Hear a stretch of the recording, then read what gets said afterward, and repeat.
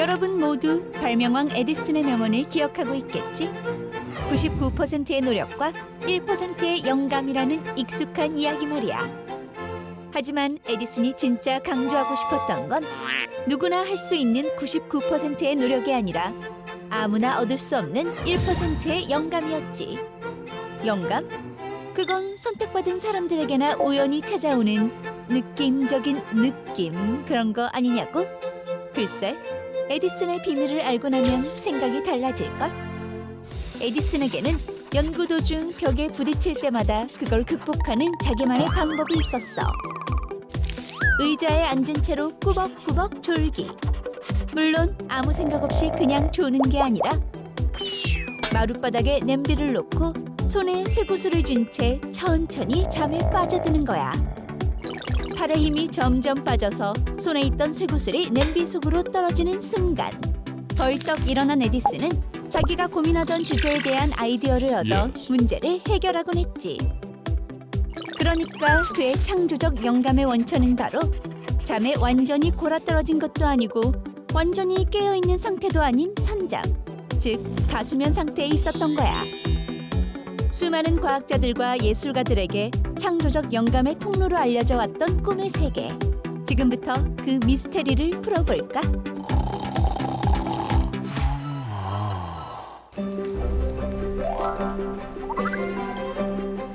최근에 그럼 꿈 꾸신 거에서 좀 생각나는 거 있으세요? 영화같이 꿈을 꾼 적이 한 번 있어가지고 제가 꿈속에서도 그 스토리가 너무 좋아가지고 꿈을 꾸고 있다는 걸 그때 알았어요. 깨면 안 된다고 계속 스스로한테 타일르면서 꿈을 끝까지 끈 다음에 일어나가지고 그걸 기록을 했거든요. 나중에 깨서 보니까 무슨 말을 썼는지 도저히 글씨를 알아볼 수가 없어가지고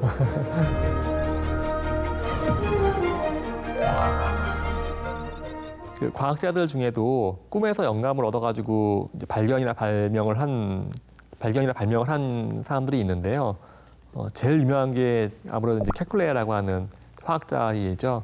그 벤젠의 구조를 놓고 고심을 했는데 해결이 안 되다가 뭐 꿈속에서 뭐 동물들이 이렇게 꼬리를 물고 도는 뭐 원숭이라는 얘기도 있고 뱀이라는 얘기도 있던데 뭐 이렇게 그런 걸 보고선 어떤 고리 형태, 이건 완전 발상의 전환이거든요. 이렇게 길게 한 선 모양으로 이루어질 거라고만 생각을 했는데 가지 모양으로만 됐다고 생각했는데 이걸 이렇게 연결 짓는 거 별거 아닌데 이 하나가 사실은 일상에서 떠오르지 않아서 문제가 안 풀렸던 거거든요. 이제 꿈속에서 영감을 얻어서 풀었다고 하고요.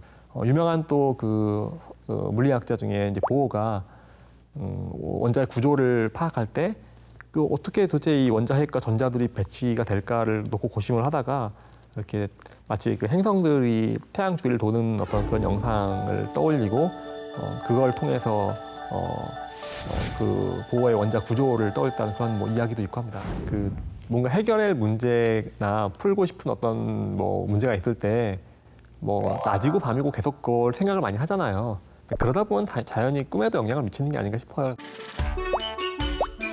꿈을 통해 창조적 영감을 얻는 일. 천재들이나 가능한 일 아니냐고? Oh no! 여러분도 할 수 있어. 그럼 지금부터 영감이 어떤 통로를 거쳐 우리에게 오는지 그 과정을 알아볼까? 요 며칠 좀처럼 풀리지 않는 문제와 씨름하던 여러분이 피곤을 못 이기고 깜빡 잠이 들었다고 하자. 이제 여러분은 아무것도 보이지도 들리지도 느낄 수도 없는 상태가 되지. 물론 몸을 거의 움직일 수도 없어. 잠이 깊어지는 사이 뇌에서는 외부 정보의 입출력이 차단되고 이때부터 수면의 마법이 시작돼. 그건 바로 엄청난 양의 정보를 기억할 수 있는 장기 기억이 활성화되기 시작하는 거지. 수면이 진행되면서 잠들어 있는 수면 상태와 깨어있는 각성 상태가 교차하는 렘 수면 단계가 반복적으로 찾아오는데 진짜 중요한 건 바로 이때부터야. 만약 여러분이 어떤 문제에 대해 아주 골똘히 생각하게 되면 그 생각이 수면 중에도 계속 이어지게 되고 그것이 고도로 활성화된 장기 기억에 접속되어 마치 정보를 검색하듯 아이디어를 찾아내는 거야. 어느덧 아침이 되어 잠에서 깨고 나면 지난밤의 꿈도 멋진 아이디어도 전혀 기억나지 않을지도 몰라. 하지만 낮에 다른 일을 하던 중에 문득 멋진 영감이 찾아온다면 그건 바로 여러분이 자면서까지 열심히 고민하며 꾸었던 꿈이 남긴 선물인 거야. 그 꿈을 꿀 때 우리는 그 어떤 상태인 거예요? 현실하고 어떻게 보면 꿈이라는 잠이라는 어떤 환상의 세계 또는 뭐 무의식의 세계하고 어떤 중간 섬 같은 존재인데요. 거기에 있을 때 꿈을 꾸게 됩니다. 아마도 모든 꿈은 그 상태에서 발생을 하고요. 꿈이 기억이 잘 안 났다가 네.